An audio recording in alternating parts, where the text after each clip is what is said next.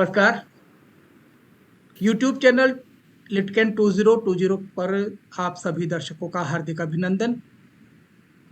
साथ ही साथ नववर्ष की हार्दिक शुभकामनाएं। नववर्ष का आज पहला दिन है और पहले दिन हम एक ऐसे कर्मठ व्यक्तित्व को आपके समक्ष लेकर आ रहे हैं जिन्होंने अपना पूरा जीवन हिंदी को समर्पित किया है, हिंदी को गौरवान्वित करने का काम किया है। केंद्रीय हिंदी संस्थान आगरा की पूर्व निदेशक हैं और अंतर्राष्ट्रीय हिंदी अध्ययन केंद्र की वर्तमान वो निदेशक हैं और साथ ही साथ वो अध्यापन का कार्य भी अभी तक कर रही हैं। अंतर्राष्ट्रीय स्तर पे हिंदी किस तरह से प्रसारित हो सकती है, किस तरह से वो लोग हिंदी को और अच्छे से बोल सकते हैं, पढ़ सकते हैं या साहित्य सर्जना में वो अपना योगदान दे सकते हैं, इन सब कामों से जुड़ी हुई हैं। और आपका नाम है डॉक्टर बीना शर्मा। हम बीना जी का हार्दिक अभिनंदन करते हैं, स्वागत करते हैं आज के इस कार्यक्रम में। नमस्कार योगेश। नूतन वर्षाभिनंदन के साथ साथ हम आपको इस कार्यक्रम में आपका स्वागत है। हिंदी अपने आप में एक बहुत ऐसी समग्र वैज्ञानिक शोध लिए हुए भाषा है जहाँ जिसमें हम जैसा लिखते हैं वैसा का वैसा हम बोलते हैं और इसमें ना कभी कोई अक्षर साइलेंट होता है, ना कोई अक्षर अधिक होता है, ना कहीं। वस्तुतः देखा जाए तो जो वैज्ञानिक परिशोधन के पश्चात अगर लिपि और भाषाओं में देखें तो हिंदी उसके मापदंडों पे काफ़ी खरी उतरती है। आप इसमें ज़्यादा बात अपनी कह पाएंगी क्योंकि मेरा मानना है कि आप इस मामले में बहुत ज़्यादा विदुषी हैं तो साथ हैं ही, लेकिन आपका ज्ञान विस्तृत है। जी, अब बहुत सही बात कही आपने। हिंदी इसलिए भी वैज्ञानिक है कि उसके पास एक वैज्ञानिक लिपि है। आपने सही कहा, जैसा बोला जाता है, जैसा लिखा जाता है वैसा ही बोला जाता है। कोई अक्षर साइलेंट नहीं है। हर उसके लिए ध्वनि हमारे पास है। हम किसी को दूसरी ध्वनि के साथ स्थानांतरित नहीं करते हैं और शायद यही बड़ा कारण है कि देश विदेशों से जब व्यक्ति इस भाषा को सीखना शुरू करता है तो वह इसके उच्चारण और उच्चारण से भी पहले श्रवण पर बहुत ध्यान देता है। इसकी लिपि को जानना, इसकी वर्तनी को जानना, इसके पूरे व्याकरण और संरचना को जानना बहुत आवश्यक है। हम हिंदी भाषी एक बार को भले ही कह सकते हैं क्योंकि ये हमें मातृभाषा के रूप में प्राप्त हुई है। हम लोग कभी उसको सचेत रहकर नहीं सीखते, कभी हम ग्रामर की दृष्टि से नहीं सीखते। बस जो बड़ों से देख सुन लिया, परिवार में जैसे बोली जाती है, अध्यापक ने जैसा बोला। लेकिन मुझे लगता है कि जिस भी भाषा को द्वितीय भाषा के रूप में सीखा जाता है, जिस भी भाषा को अन्य भाषा के रूप में सीखा जाता है, वहाँ ये सभी सावधानियां बहुत अपेक्षित हैं। और इसका एक बहुत बड़ा उदाहरण है, जैसे ही हम अंग्रेजी को सीखना शुरू करते हैं, हमें ट्रांसलेशन मेथड की जरूरत होती है, हम सारी ग्रामर को जानना चाहते हैं, हम टेंस सीखते हैं, हम पर्याय सीखते हैं, लेकिन हिंदी के नाम पर यह सब नहीं करते। और इसलिए मुझे लगता है कि हिंदी से इतर जितने भी हिंदीतर भाषी हैं, वो सब इस भाषा को सीखने के लिए बहुत वैज्ञानिक तरीके से सीखते हैं, बहुत रुचि से सीखते हैं और बहुत समझकर सीखते हैं। इसलिए हम कभी-कभी अपनी बोलचाल की भाषा में जिन शब्दों का उच्चारण कर जाते हैं, वो पकड़ लेते हैं और पूछते हैं इसका क्या आधार है और इसकी क्या वैज्ञानिकता है, इसकी क्या संरचना है। तो मेरा मानना है कि हिंदी सिखाने वाले अध्यापक को बहुत सचेत होकर बोलना चाहिए, बहुत गंभीर होकर लिखना चाहिए और ब्लैक बोर्ड पर ऐसी कोई भी अशुद्धि नहीं करनी चाहिए जो सबके बीच उसके उपहास का कारण बने। ये एक बहुत आपने महत्वपूर्ण बात की तरफ इशारा किया है क्योंकि दक्षिण भारतीय राज्यों में यदि हम देखें तो वहाँ पर जब हिंदी का उच्चारण किया जाता है तो वो कभी भी मैं नहीं बोलते, मैं बोलते हैं, क्योंकि वहाँ पर एक बिंदी आती है साथ में। और इसी तरह से जो लिखा जाता है वो वैसा का वैसा उच्चारित करते हैं, हम ऐसा नहीं करते। ये बात बिल्कुल सही है और इस बात को हमें विशेषकर उत्तर भारतीय जो हिंदी भाषी लोग हैं हमें समझना चाहिए। जब आपने एक इस तरह की बात कही है कि हम जब उस भाषा को सीखने का प्रयास करते हैं तो वो भाषा उसका जो व्याकरण है उसको हम जानने का प्रयास करते हैं और उसकी संपूर्ण जो विधि है उसको हम जानते हैं। विदेशों में जब आप अंतर्राष्ट्रीय स्तर पे हिंदी सिखा रहे हैं, लोगों को आप बता रहे हैं, वहाँ पर आप उनको इसी वैज्ञानिक आधार पर बताते हैं या हम जो उत्तर भारतीय जिस तरीके से आम बोलचाल की भाषा में हम बोलते हैं या जिन शब्दों को प्रयुक्त करते हैं उसी तरह से बोल पाते हैं? एक बड़ा प्रश्न आपने पूछा है। मैं इस प्रश्न को 2 दृष्टियों से देखती हूँ। हिंदी सिखाने के विदेशों में हिंदी सिखाने की 2 स्थितियाँ हैं। एक तो वह जब हमारे भारतीय अध्यापक वहाँ जाकर सिखाते हैं और दूसरा जब विदेशी विद्यार्थी हमारे भारत में आकर विभिन्न अध्ययन संस्थानों में सीखते हैं। मेरा मानना है कि जब हम यहाँ से जाते हैं तब हमारे पास बहुत सारी सुविधाएँ ऐसी नहीं होती कि हम अपनी बात को वहाँ उस माध्यम से स्पष्ट कर सकें। लेकिन जब विदेशी हमारे पास सीखने के लिए आते हैं, तब हमारे पास प्रत्यक्ष विधि एक बहुत बड़ा उदाहरण होती है, जिसके माध्यम से हम इन्हें सिखाते हैं। दूसरा भी आपने जो कहा कि क्या उनके सिखाने के लिए हम किन विधियों का प्रयोग करते हैं, मुझे लगता है कि वो जितनी रुचि के साथ सीखने आते हैं, उतने ही पैशन के साथ हमें सिखाना होता है। कई बार अनुशासन की दृष्टि से मैं देखती हूँ, हम भारतीय अध्यापक 10 बजे की कक्षा है और 10:05 पर जाए तो कभी बहुत सचेत नहीं, अरे 5 मिनट तो ऐसे ही बीत गया। लेकिन मेरा मानना है जो विदेशी हमसे सीखने आता है, वो 9:59 की कामना हमसे करता है कि हमारे गुरुजी 10 बजे से 5 मिनट पहले ही हमारी कक्षा में होंगे। आपका एक-एक भाषाई व्यवहार उनके लिए बहुत बड़ी बात है। आप किन शब्दों में डाँटते हैं, किन शब्दों में प्रशंसा करते हैं, किन शब्दों में उनसे प्रश्न पत्र में प्रश्न पूछते हैं। अक्सर मेरा कहना होता है, जो निर्देश की भाषा आपने लिखी है, क्या उससे परिचित कराया है? उसे क्या मालूम कि आपने कहा कि इसका इससे मिलान कीजिए? तो कम से कम जिन शब्दों का हम प्रयोग करते हैं, चाहे वो प्रश्नों का निर्देश हो अथवा बोलचाल की भाषा हो अथवा उसको समझाने की भाषा हो, उन सभी शब्दों से हमें पूर्व परिचित करा देना चाहिए। उच्चारण की दृष्टि से भी वह बहुत सतर्क होते हैं और यदि आपने, क्योंकि अक्सर मैंने देखा है कि हम ए और ए के उच्चारण में बहुत भिन्नता नहीं करते। मुझे लगता है कि हर हिंदी सिखाने वाले को हिंदी का भाषा वैज्ञानिक पक्ष अवश्य जानना चाहिए, उसको संरचना का ज्ञान होना चाहिए और व्याकरण में उसको महारत हासिल होनी चाहिए, तभी वह इन विदेशी विद्यार्थियों को हिंदी को अच्छी तरह एक समर्थ और एक रुचिकर तरीके से सिखा सकता है। आप विदेशी विद्यार्थियों की बात कर रहे हैं, लेकिन जो देशी विद्यार्थी हैं, भारत के विद्यार्थी हैं, उत्तर भारत के विद्यार्थी हैं, विडंबना ये है कि वहाँ के जो गुरुजन हैं, वहाँ के जो शिक्षार्थी हैं और वहाँ की जो परिस्थितियाँ हैं, हम बहुत अच्छे से जानते हैं यहाँ की परिस्थितियों की, कि हम उन परिस्थितियों में कभी भी खरे नहीं उतर पा रहे हैं, विशेषकर शिक्षक। नहीं, आपने सही कहा, लेकिन मुझे लगता है कि संभवतः परिस्थितियां उतनी बाधक नहीं हैं, साधन उतने बाधक नहीं हैं जितनी हमारी स्वयं की रुचि है। हम कहीं मानकर चलते हैं चल जाएगा, ये तो चलता है। एक हम लोगों की आदत पड़ गई है, यदि किसी ने 7 बजे अपने कार्ड पर आमंत्रण के लिए लिखा है, हम मानते हैं 7:30 तो बजे गए, हम 7 बजे जाना जरूरी नहीं समझते। हम बिल्कुल भूल जाते हैं कि जब हमने लिखा है तो 6:45 हमारी तैयारी होनी चाहिए। तो जो हमारी परिस्थितियां हैं वो ऐसा नहीं है कि वो स्टैटिक हैं, हमने उन्हें स्टैटिक बनाए हुए हैं।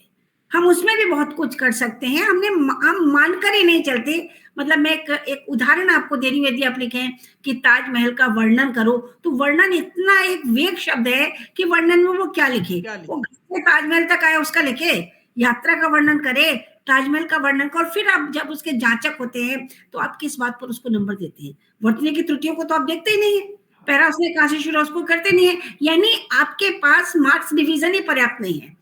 ये 10 नंबर का है तो 10 नंबर में से कितने भाषा के हैं, कितने विषय वस्तु के हैं, कितने व्याकरण के, कितने संरचना के, कितने शुद्ध लेख के हैं, ये सारी चीज बहुत मायने रखती है। उस दृष्टि से मुझे लगता है अब हिंदी अध्यापक को बहुत सतर्क और सावधान होना जाना चाहिए।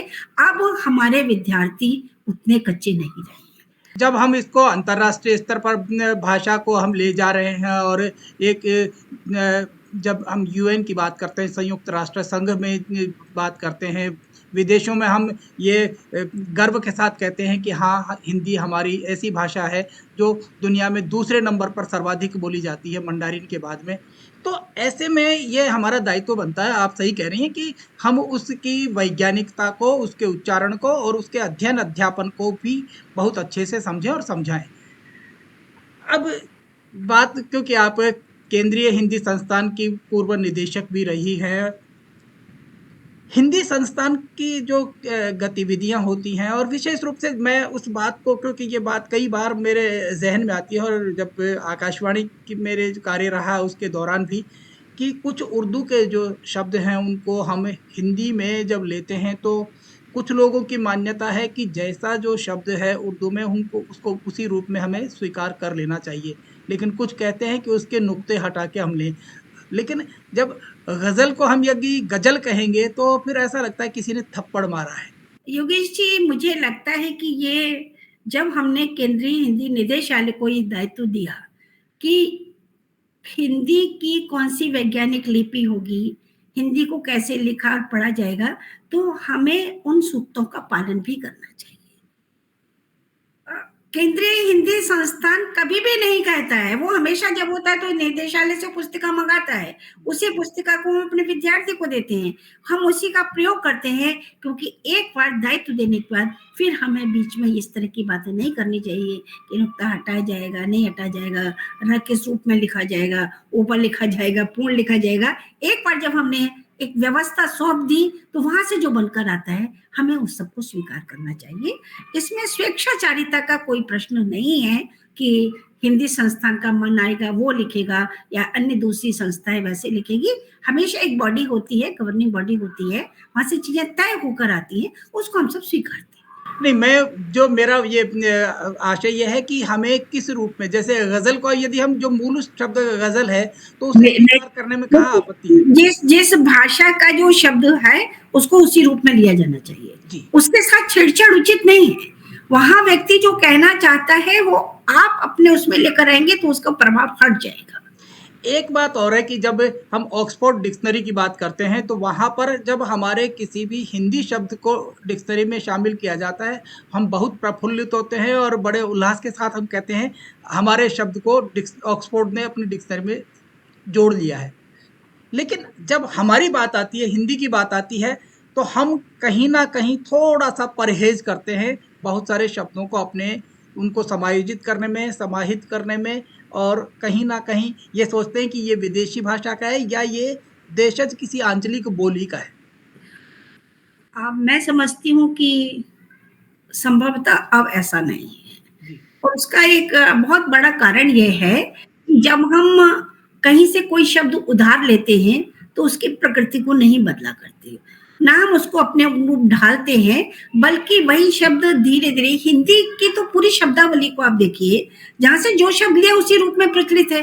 अब हम ट्रेन को ट्रेन ही कहते हैं ना, रेल को रेल ही कहते हैं ना, हमने उसके लिए कोई अलग स्टेशन के लिए स्नातक स्थानक शब्द है, लेकिन हमने उसको तो नहीं लिया है। तो बहुत सारे ऐसे शब्द हैं जिनको एज इट इज लिया गया है और लिया जाना चाहिए, उसमें कोई बहुत बड़े परिवर्तन की आवश्यकता नहीं है। शब्द तो बोलने से आते हैं। अब प्रारंभ में जब हम कक्षा में पढ़ाना शुरू करते हैं तो बहुत सारे शब्दों को लेकर व्यक्तियों का, अरे ये तो बहुत कठिन शब्द, मतलब कठिन जैसा तो कुछ नहीं होता, जिसको आप प्रयोग करते हैं वो सरल हो जाते हैं और जिससे दूरी बरतते हैं वो हमेशा कठिन ही रहता है। ठीक है, तो प्रयोग में चीजें आ जाएंगी, प्रयोग में आने के बाद उसको डाइजेस्ट करना भी आना चाहिए। कई बार हम परहेज करते हैं और हमारा परहेज वो मन से होता है, मन से होता है तो उसको हम उठाते ही नहीं है, बिल्कुल। हम उसको अपनी थाली तक लाते ही नहीं कि नहीं मुझे तो अच्छा ही नहीं लगता, इसको तो मैं खा ही नहीं सकता, ये तो मैं पचा ही नहीं सकता। तो ये यदि हम बाउंड्री वॉल बनाकर चलेंगे तो हमारे लिए उचित नहीं है। तो ये परहेज हमें नहीं करना चाहिए, बिल्कुल सही बात है। अंतर्राष्ट्रीय स्तर पे क्योंकि आप हिंदी का प्रचार प्रसार भी कर रहे हैं और अंतर्राष्ट्रीय अध्ययन केंद्र के आप वर्तमान निदेशक भी हैं, अंतर्राष्ट्रीय स्तर पर आप हिंदी को किस तरह से देख रही हैं? हमें जितने देशों के विद्यार्थी हमें मिलते हैं, हम पहले इसको जोन वाइज बांट लेते हैं। यहाँ जोन वाइज बांटने का अर्थ है कि आप जानते हैं कि यदि साउथ एशियन कंट्रीज के हैं तो लगभग उनकी समस्या एक सी होगी, यूरोपियन देशों की अलग होगी, पड़ोसी देशों की अलग होगी। उसके बाद उनका एक लिखित टेस्ट होता है, लिखित और उच्चारण मौखिक उनका टेस्ट होता है। उसके आधार पर हम उनको 4 कक्षाओं में विभिन्न में बांट देते हैं, जिसमें हमारी प्रमाण पत्र, डिप्लोमा, हाई डिप्लोमा की कक्षाएं यहाँ पर चलती हैं 4 लेवल को। नंबरिंग कोड के लिए हम उसको 100, 200, 300, 400 कहते हैं। उनको सिखाने के लिए हम प्रारंभिक रूप से 4 पेपर रखते हैं, जिसमें उनकी हम कहें कि भाषा दक्षता उनकी ठीक हो जाए, तो उनकी श्रवण दक्षता, उच्चारण दक्षता, वाचन दक्षता और लेखन दक्षता वो ठीक हो। जब ये ठीक हो तो हम ग्रामर की बात करते हैं, उनको थोड़ी व्याकरण और संरचना का ज्ञान कराते हैं। उसके आधार पर हम उनको साहित्यिक ज्ञान कराने के लिए एक पाठावली नाम से एक पुस्तक रखते हैं। उसमें पाठों का चयन खास तौर से भारत की संस्कृति के विषय में वे जान सकें, भारत के मुख्य रचनाकारों को जान सकें, उन सबको हम सम्मिलित करते हैं। अगले लेवल पर हम साहित्य का इतिहास बढ़ा देते हैं, उससे अगले लेवल पर जाते हैं तो हम भाषा कि अन्य जो पक्ष है उनकी भी बात करते हैं, और जो स्नातकोत्तर डिप्लोमा है उसमें वाकायदा जैसे हमने प्रेमचंद को रखा है, मैथिलीशरण को रखा है, उसके साथ साथ भारतीय संस्कृति का एक पूरा विषय है। ये तो विषयगत जानकारी के साथ, चूंकि हमारा मूल उद्देश्य भारतीय संस्कृति के विभिन्न पक्षों से परिचित कराना है, इसलिए हम भारतीय कलाओं के रूप में गायन, वादन, नृत्य की कक्षाएं अलग से संचालित करते हैं, फ्री ऑफ कॉस्ट है। ये सब ये विदेशी हमारे छात्रवृत्ति पर ही पढ़ने आते हैं। योग की नियमित कक्षा होती है, योग उनके लिए आवश्यक है। इसके साथ ही साथ ये सारी चीजें हैं, पर्यटन है, विभिन्न प्रकार की प्रतियोगिताएं हैं, अन्य ऐसी जगहों पर ले जाना है जहां से वो भारत को जान सकें। कुल मिलाकर एक ऐसा परिदृश्य उनके पास उपस्थित करते हैं कि वो केवल कक्षा में अध्यापक से नहीं सीखते, कक्षा से बाहर जिस छात्रावास में वो रहते हैं, जिस कैंपस में वो रहते हैं, जहां उनको ले जाया जाता है। शाम को आप समझते हैं हर विद्यार्थी कक्षा के बाद 6 बजे तक, कक्षा के बाद छुट्टी को तो बाजार में जाएगा। तो बाजार में भी जहां उसको जाना है, जिस तरह की सब्जी दिखानी है, जिस तरह की केवल ऐतिहासिक इमारतें ही नहीं, कई बार बोलचाल की हिंदी उनके लिए बहुत जरूरी होती है। वो रिक्शे वाले से बात करेगा तो उसको कैसे कहेगा, उसको सब्जी खरीदनी है, उसको एक स्टेशन से दूसरे स्टेशन जाना है, वो किस तरह, ये सारी जानकारी उसको मनी ऑर्डर करने जाना है, उसको स्पीड पोस्ट करना है। कहना चाहिए व्यवहारिक रूप से जिस हिंदी की उसे जरूरत है वो हम पूरी तरह से उसको सिखाने का प्रयास करते हैं। और इसलिए हम उसका हर मंथली, हमारे पास एक मंथली टेस्ट की व्यवस्था है कि जितना कर लिया उसके बाद हम उसको छोड़ देते हैं। एक और बात आपको कहनी है कि जो हमारा परीक्षा सिस्टम है, अक्सर होता है हम जो पढ़ाते हैं उसी में से परीक्षा लेते हैं। लेकिन कई इतने सालों से विदेशियों के साथ काम करते हुए मैंने जाना, तो उन्होंने कहा ये सिस्टम है, तुम्हारी परीक्षा क्या है, जो पढ़ा हमने वो लिख दिया, हमारी ज्ञान की परीक्षा नहीं है, रटने की परीक्षा है। ये बिल्कुल, तो बिल्कुल, तो आपने, एग्ज़ैक्टली। हाँ, तो जो रटने की परीक्षा से इतर जाने के लिए हम इधर-उधर के भी कुछ सामान्य बातों को भी उनसे पूछ लेते हैं, जिसको वो कहते हैं कि हाँ, अब आपकी परीक्षा का सिस्टम ठीक है। आपने जो सिखाया मैं यदि उतना ही बताता हूँ तो आपकी परीक्षा मेरी परीक्षा क्या है? मेरी तो केवल रटने की परीक्षा है। बिल्कुल, बिल्कुल। तो कुल मिलाकर का पूरा विभाग जिस तरह से हमारा संचालित होता है, जिस तरह की गतिविधियां की जाती हैं, उसमें हर अध्यापक की बहुत बड़ी सतर्कता और जिम्मेदारी रहती है कि वह विद्यार्थी को हर समय अपने आचरण से कुछ ना कुछ सिखाता रहता है। हम दो टीचर भी आपस में बात करते हैं, अक्सर विदेशियों को लेकर दिमाग में वो तो अंग्रेजी जानते होंगे, उन्हें तो अंग्रेजी माध्यम से सिखा सकते हैं। बहुत सीधा सीधा प्रश्न होता है, पर योगेश जी मैं आपको कहना चाहती हूँ कि हर देश में अंग्रेजी नहीं है। बिल्कुल। इंडिया वाले बिल्कुल अंग्रेजी नहीं जानते, ताजिकिस्तान वाले बिल्कुल अंग्रेजी में बात नहीं करते, और अंग्रेजी सकते हैं वैश्विक इतने आधार पे देखें तो अंग्रेजी चौथे नंबर पे भाषा आती है। इतने सारे देशों में जहाँ अंग्रेजी नहीं बोली जाती, तो या तो आपको उसके देश की भाषा आनी चाहिए, आप उससे संवाद किस भाषा में करेंगे? हर को तो आप उसमें नहीं कर सकते।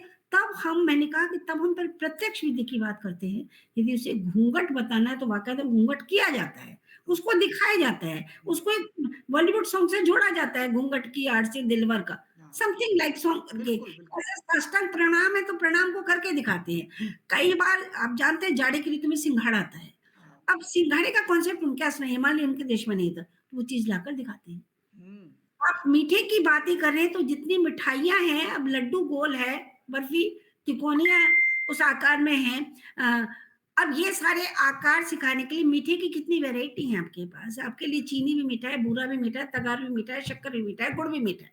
बिल्कुल, इस तरह से कितने मसाले हैं, किसका क्या प्रयोग है, ये कहने में भले ही आपको रसोई संबंधी बातें लगे, पर एक व्यक्ति के जीवन में आयुर्वेद की जानकारी देनी हो तो भारतीय किचन जितना बड़ा एक उदाहरण है उससे बड़ा नहीं है। निसंदेह है इसमें। ये लेकिन ये हम इवन में जो कपड़े पहने जाते हैं उस सबके संदर्भ में जानना, वो कई बार पूछते हैं गुरुजी आप हमेशा साड़ी पहनते हैं, तो भारतीय साड़ी भारतीय प्रधान है, ये तो हम तब बताएंगे ना कि जब हम स्वयं उनके सामने आचरण करेंगे। हाँ, तो मूल बात यह है कि सामाजिक व्यावहारिक पक्ष जो भाषा का है वो भी आप उनको सिखाते हैं। बहुत जरूरी है और जरूर सिखाना चाहिए। केवल कोई भी भाषा किताबों से नहीं आया करती। अक्सर हम एक प्रयोग करते हैं, जहां बैठे होते हैं वहीं की चीजों को, ये क्या है, मेज है, मेज किसकी है, लकड़ी की है, इसका आकार क्या है, चौकोर है, यह कितनी ऊंची है, यह किस काम आती है, अच्छा ये क्या चित्र है, किसका चित्र है, क्या रंग है, आज आपने क्या खाया, संतरा खाया, संतरा किस रंग का था? पीले रंग का था। मतलब इतने सारे प्रश्नों की श्रृंखला है। आप में यदि पढ़ाने का जज्बा है और पढ़ाने की टेक्निक आप जानते हैं, तो मुझे हमेशा लगता है पहले दिन जो इस विद्यार्थी को आप लेते हैं और जब वो सीख कर जाता है, अंत तक आप बड़े संतुष्ट हो जाते हैं, भई मैं जो सिखाना चाहता था मैंने सिखा दिया। और एक अध्यापक के लिए इससे बड़ा संतोष कोई और नहीं होता। ये तो अध्यापक का एक अध्यापन कौशल ज़्यादा महत्वपूर्ण हो गया, भाषा की वैज्ञानिकता के साथ और सामाजिक व्यावहारिक पक्ष के साथ में अध्यापन जी, कौशल ज़्यादा ज़रूरी हो गया है। जी। लेकिन यदि हम भारतीय परिवेश में देखें, भारतीय परिदृश्य को अगर हम शैक्षिक परिदृश्य को देखें, तो वहाँ पर ये अध्यापन कौशल जो है, क्या आप मानती हैं कि पूरी तरह 100% ये कौशल हमारे अध्यापकों में है? नहीं, मैं बिल्कुल नहीं मानती हूँ। मैं कह रही हूँ कि वो 20 से 30% भी नहीं है। और उसका एक बहुत बड़ा कारण है कि हम कौशल और कुशलता की बात तो करते ही नहीं हैं। हमारे अध्यापक कैसे गढ़ते हैं, कैसे बनते हैं? या तो वो ट्रेनिंग लेते हैं, जो टीचर ट्रेनिंग कही जाती है, या वो अपने अध्यापकों को देखकर सीखते हैं। और अपने अध्यापकों को देखकर सीखते हैं, तब उनको एक ही पता है कि कक्षा में चले जाओ, टेबल पर बैठ जाओ, पुस्तक खोलो बच्चों, ये वाला पेज नंबर निकालो और बात किया। या हम इतने ऊपर के स्तर से बोलते हैं कि विद्यार्थियों को समझ में नहीं आता। हमारी अपनी भाषा क्या है? मैं अक्सर अपने शिक्षकों से कहती हूँ, ज्ञान का प्रदर्शन करने मत जाइए। आपकी जो भी डिग्री है, आपका जो भी गोल्ड मेडल है, जो भी पीएचडी है, जो भी डीलिट है, वो वहां तक ठीक है कि आपने जमा करके उपाधि ले ली। अब उपाधि के बाद असली काम आपके विद्यार्थियों को पढ़ाना आपकी व्यवहारिकता से शुरू होता है। भूल जाइए उस सबको, वो ठीक है, वो डिग्री लेने के लिए तक ठीक था। आप अपनी स्ट्रेटेजी विकसित कीजिए। आपको कैसे बताना है? हर कक्षा में हर तरीके से नहीं पढ़ाया जा सकता। हर विद्यार्थी अपने में एक अलग यूनिट है। और एक ही कक्षा, हमारी जो प्रारंभिक कक्षा है, उसमें कम से कम 18-19 देशों के बच्चे एक साथ बैठे होते हैं। और बहुत मुश्किल होता है उन विद्यार्थियों तक एक ही वाक्य से बात को समझाना। कई बार उनके पास जाना पड़ता है, कई बार उन्हें बुलाना पड़ता है, एक ही बात को 10 बार रिपीट करना पड़ता है। और 10 बार रिपीट करते तो जिसकी समझ में आ गया उसका ध्यान डिस्टर्ब हो जाता है कि मैडम ये क्या, गुरुजी ये तो कल ही पढ़ाता है, फिर पढ़ा रहे हैं। तो बहुत सारी समस्याएं हैं, इसलिए उनके 0 कक्षा की व्यवस्था की जाती है, अतिरिक्त कक्षा बुलाई जाती है। कुल मिलाकर किसी भी भाषा को सिखाने का एक बड़ा कौशल विकसित करना पड़ता है, एक तंत्र बनाना पड़ता है, खुद को सजग और सतर्क होना पड़ता है, तब जाकर कहीं किसी को भाषा सिखाई जा सकती है।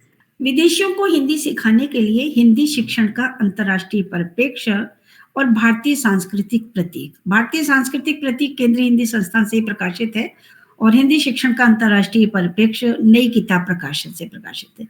दोनों ही पुस्तकें, मैं चूंकि उसकी रचना मैंने की है, मैं दोनों ही पुस्तकों को मानती हूँ कि वैश्विक स्तर पर हिंदी सिखाने के लिए बहुत उपयोगी हैं और उनका प्रयोग हर शिक्षक के लिए आवश्यक होना चाहिए और उनको उसकी सहायता लेकर पढ़ाया जाना चाहिए। ये दोनों पुस्तकें आपने अंतर्राष्ट्रीय विद्यार्थियों को ध्यान में रखते हुए और अंतर्राष्ट्रीय शिक्षकों को ध्यान में रखते हुए, विशेषकर हिंदी बिल्कुल, भाषा में। बिल्कुल। देखिए, यदि किसी के पास भाषा है, हम्म, मूल भाषा होती है, जो भी सर्जक हो, सर्जक यदि एक बढ़ई है तो वो लकड़ी से खेलता है और जो साहित्यकार है वो शब्दों से खेलता है। तो यदि आपके पास भाषा की समझ है, यदि आप में सर्जना का गुण है, तभी आप साहित्य सृजन की बात करते हैं। मैं अभी किसी विदेशी से, जिसने अभी-अभी भाषा सीखना शुरू करा हो, तो उसकी साहित्य सर्जना अधिकतम ये हो सकती है, वो एक कहानी की रचना कर देगा, बिल्कुल। अपने अनुभव को लिख देगा। मैं कविता की बात उससे नहीं करती। कविता की बात तब होती है जब उस भाषा को वैश्विक स्तर पर ले जाने का एक बहुत बड़ा महत्व ये प्रयास है और जो बहुत कारगर और बहुत सफल हम जान पड़ रहा है। साहित्य की दृष्टिकोण से यदि देखें तो जब हिंदी को हम वैश्विक स्तर पे देखते हैं, हिंदी साहित्य को और साहित्य सर्जना की बात करते हैं, किस रूप में देखती हैं आप? उसके अंदर भाव भी आ जाए, वो उस विषय को हृदयंगम करना सीख जाए और उन काव्य पंक्तियों में ढाल सके।